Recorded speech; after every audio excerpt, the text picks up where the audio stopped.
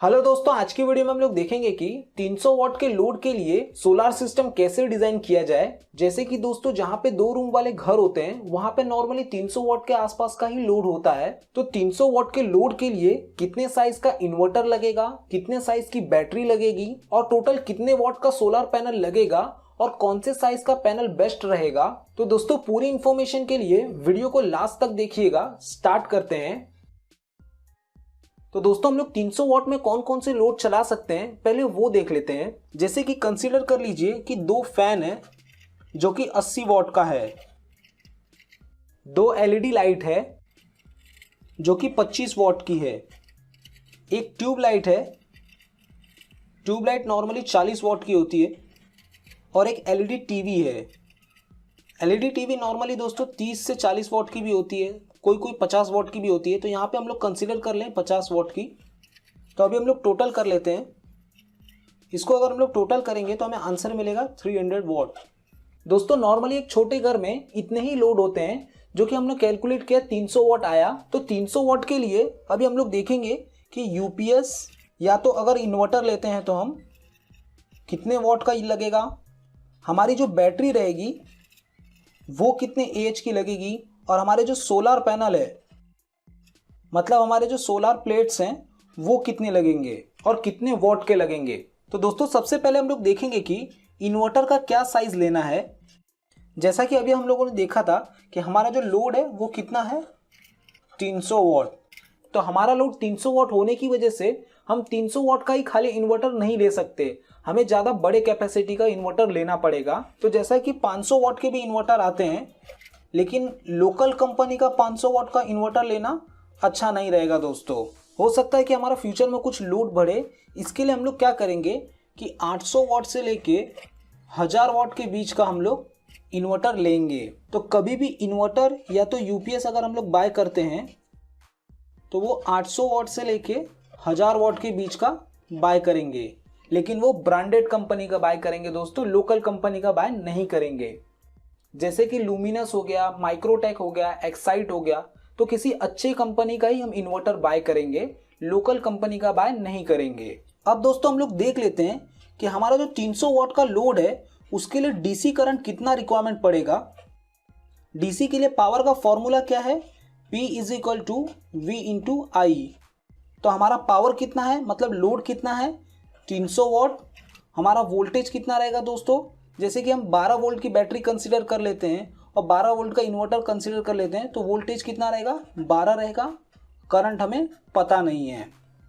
आई को इधर पे रखेंगे, 300 / 12, इसको कैलकुलेट करेंगे तो हमें आई मिलेगा 25 एम्पियर।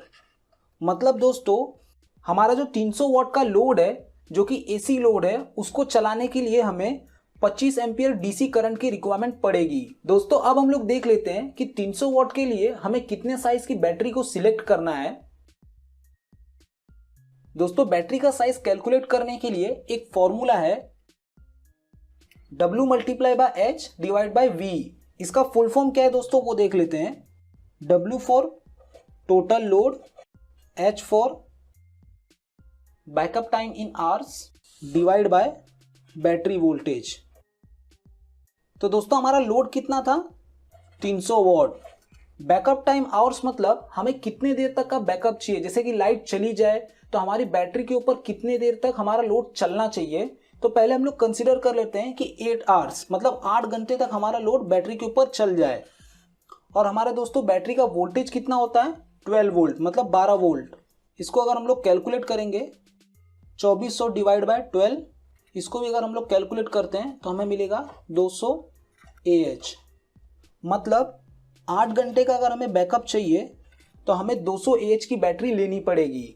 वहीं पे दोस्तों अगर हम लोग कंसीडर कर लेते हैं कि मुझे 8 घंटे का बैकअप नहीं चाहिए, मुझे 6 ही घंटे का खाली बैकअप चाहिए, तो उसके लिए क्या होगा दोस्तों सेम फॉर्मूला 300, क्योंकि लोड हमारा सेम ही है 300 है, लेकिन अभी हमें क्या करना है कि 6 घंटे का खाली बैकअप चाहिए। तो यहाँ पे हम लोग 6 रखेंगे, डिवाइड बाय 12 करेंगे, वापस इसको कैलकुलेट करेंगे तो 1800 / 12, इसको अगर हम लोग कैलकुलेट करते हैं तो हमें आंसर मिलेगा 150 AH। मतलब दोस्तों 300 वॉट के लोड के लिए अगर हमें 6 घंटे का बैकअप देना है तो हमें 150 AH की बैटरी का यूज करना पड़ेगा, और अगर हमें 8 घंटे का बैकअप देना है तो हमें 200 AH की बैटरी का यूज करना पड़ेगा। 200 AH की बैटरी अप्रोक्स 15 से 16,000 के बीच में मिल जाती है, और वहीं पे 150 AH की बैटरी 9,000 से 10,000 के बीच में मिल जाती है।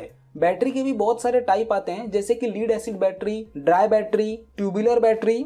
दोस्तों नॉर्मली हम लोग ट्यूबुलर बैटरी का ही यूज करते हैं, ड्राई बैटरी का भी यूज कर सकते हैं बट वो बहुत ही महंगी आती है, इसके लिए हम लोग ट्यूबुलर बैटरी का ही यूज करते हैं नॉर्मली। तो दोस्तों मैं यहाँ पे कंसिडर कर लेता हूँ कि हमारा जो बैटरी है वो मुझे 8 घंटे तक का बैकअप दे। तो 8 घंटे तक के बैकअप के लिए हमें कितने साइज का बैटरी यूज करना पड़ेगा? 200 AH की। दोस्तों हम लोगों ने 200 AH की बैटरी को अब सिलेक्ट कर लिया है। अब हमें कैलकुलेट करना है कि इस 200 AH की बैटरी को चार्ज करने के लिए कितने पावर की रिक्वायरमेंट पड़ेगी, मतलब कितने करंट की रिक्वायरमेंट पड़ेगी। बैटरी का चार्जिंग करंट पता करने के लिए भी एक फॉर्मूला है, बैटरी साइज डिवाइड बाय 10। तो हमारी जो बैटरी है वो कितने साइज की है? 200 AH की है। डिवाइड बाय 10 करेंगे उसको तो हमें आंसर मिलेगा 20 एम्पियर।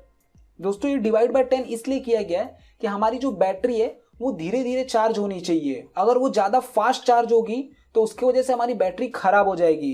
तो हमें जो चार्जिंग करंट है वो ऐसा सिलेक्ट करना है कि बैटरी धीरे धीरे चार्ज होनी चाहिए। तो हमारी 200 AH की बैटरी के लिए हमें 20 एम्पियर करंट की रिक्वायरमेंट पड़ेगी बैटरी को चार्ज करने के लिए।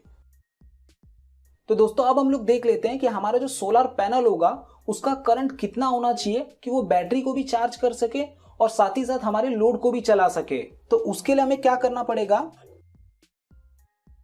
बैटरी चार्जिंग का जो करंट है प्लस हमारे जो घर का लोड है उसका जो करंट है, दोनों को हम लोग ऐड कर देंगे। तो जैसा कि अभी हम लोगों ने देखा कि हमारा चार्जिंग करंट कितना है? 20 एम्पियर। और जैसा कि दोस्तों हम लोगों ने पहले कैलकुलेट किया था कि हमारा जो घर का लोड है उसके लिए 25 एम्पियर करंट की रिक्वायरमेंट पड़ेगी। तो यहाँ पे कितना कर देंगे? 25। तो दोनों को ऐड करेंगे तो हमें आंसर मिलेगा 45 एम्पियर। मतलब हमें ऐसा सोलर पैनल सिलेक्ट करना है जो कि हमें 45 एम्पियर करंट दे। तो अभी हम लोग वो भी कैलकुलेट करके देख लेते हैं। तो दोस्तों अभी हम लोग कैलकुलेट कर लेते हैं कि हमें कितने वॉट का सोलर पैनल लगेगा। तो दोस्तों पावर का फॉर्मूला क्या है? V इंटू आई। और दोस्तों हमारा करंट कितना था? 45 एम्पियर। बट दोस्तों जो वोल्टेज है वहां पर ही मेन प्रॉब्लम आती है। जैसे कि दोस्तों मार्केट में जो पैनल अवेलेबल है, जैसे कि 125 वॉट का जो पैनल है उसका वोल्टेज कितना है? 12 वोल्ट है। बट दोस्तों ये प्रैक्टिकली 12 वोल्ट नहीं रहता है। जैसे पैनल को हमने ओपन करके रखा है, मतलब उसका जो दो वायर है प्लस एंड नेगेटिव का, उसको हमने किधर भी कनेक्ट करके नहीं रखा है, तो वहां पे हमें 18 वोल्ट से लेके 21 वोल्ट के आसपास मिलता है। वहीं पे उस वायर को हमने किधर कनेक्ट करके रखा है तो वहां पे हमें 14 वोल्ट से लेके 16 वोल्ट के आसपास मिलता है। तो दोस्तों यहाँ पे हम लोग कंसीडर कर लेते हैं कि हमारा जो सोलर पैनल है उसका क्लोज लूप सर्किट वोल्टेज कितना होगा? 14 वोल्ट होगा। ये चीज मैं आप लोगों को किसी और वीडियो में प्रैक्टिकली करके भी दिखाऊंगा। तो इसको अगर हम लोग कैलकुलेट करते हैं तो हमें आंसर मिलेगा 630 वॉट। मतलब दोस्तों हमारे घर पे जो 300 वॉट का लोड है उसको चलाना, साथ में बैटरी को चार्ज करने के लिए हमें 630 वॉट के सोलर पैनल की रिक्वायरमेंट पड़ेगी। जैसा कि अभी हमें पता चल गया है कि हमें 630 वॉट के सोलर पैनल की रिक्वायरमेंट है। बट दोस्तों मार्केट में 630 वॉट के सोलर पैनल नहीं आते हैं। कितने कितने वॉट के सोलर पैनल आते हैं? जैसे कि 125 वॉट का सोलर पैनल आता है, 180 वॉट का सोलर पैनल आता है, 375 वॉट का भी सोलर पैनल आता है। अभी तो एक और नया सोलर पैनल आ गया है जो कि 440 वॉट का भी है। तो हमें कितने वॉट का सोलर पैनल लेना चाहिए? जैसा कि मैंने आप लोगों को बताया कि अलग अलग वॉट के सोलर पैनल आते हैं। अगर हम 125 वॉट का सोलर पैनल कंसीडर करते हैं तो वो जो सोलर पैनल का आउटपुट है वो 12 वोल्ट का होता है। और अगर हम 180 वॉट का सोलर पैनल कंसीडर करते हैं तो उसका आउटपुट भी 12 वोल्ट का होता है। बट वहीं अगर हम लोग 375 वॉट का सोलर पैनल कंसीडर करते हैं तो उसका आउटपुट वोल्टेज 24 वोल्ट होता है। जैसा कि हम लोगों ने देखा कि हम लोग 12 वोल्ट वाली बैटरी का यूज कर रहे हैं तो हम लोग 24 वोल्ट वाले सोलर पैनल नहीं ले सकते। तो हमारे पास खाली अब दो ही ऑप्शन रह गया, या तो हम 125 वोल्ट वाला सोलर पैनल लें या तो 180 वाला लें। तो मैं दोस्तों यहाँ पे कंसीडर कर लेता हूँ कि मैं 125 वॉट वाला सोलर पैनल यूज करूंगा। तो कितना सोलर पैनल लगेगा वो कैसे कैलकुलेट करेंगे? जो हमारा लोड है 630 डिवाइड बाय, मैं जैसे कि यहाँ पे कितने वॉट का सोलर पैनल यूज कर रहा हूँ? 125 का।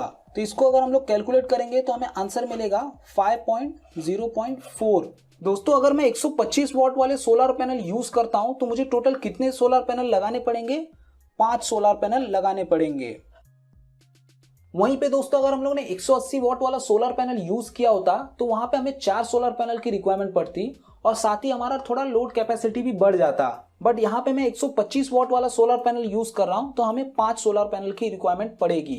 तो दोस्तों घर के 300 वॉट के लोड के लिए हमें इन्वर्टर कितने साइज का लगाना चाहिए? 800 वैट से लेके 1000 वैट के बीच का लगाना चाहिए। हमारी जो बैटरी होगी वो 200 एच की बैटरी का यूज करेंगे और हमारा जो सोलर पैनल होगा वो हम लोग 5 सोलर पैनल का यूज करेंगे जो कि 125 वॉट का है। दोस्तों यूपीएस कैसे काम करता है, इन्वर्टर कैसे काम करता है, इसके ऊपर मैंने ऑलरेडी एक वीडियो बनाया है। आप लोगों को अपना नॉलेज इंप्रूव करना होगा तो ये वीडियो देख सकते हैं। और हाँ दोस्तों, हम लोग आने वाली वीडियो में देखेंगे कि कौन सी कंपनी का सोलर पैनल सिलेक्ट करना चाहिए, कौन सी कंपनी का बैटरी लेना चाहिए, कौन सी कंपनी का इन्वर्टर लेना चाहिए। तो ये सब जानकारी चाहिए तो मेरे चैनल को सब्सक्राइब कर लीजिएगा। तो आज की वीडियो में इतना ही देखेंगे। आप लोगों को ये वीडियो कैसी लगी प्लीज मुझे लाइक करके एंड कमेंट करके जरूर बताएं। Thank you for watching. मिलते हैं नेक्स्ट वीडियो में।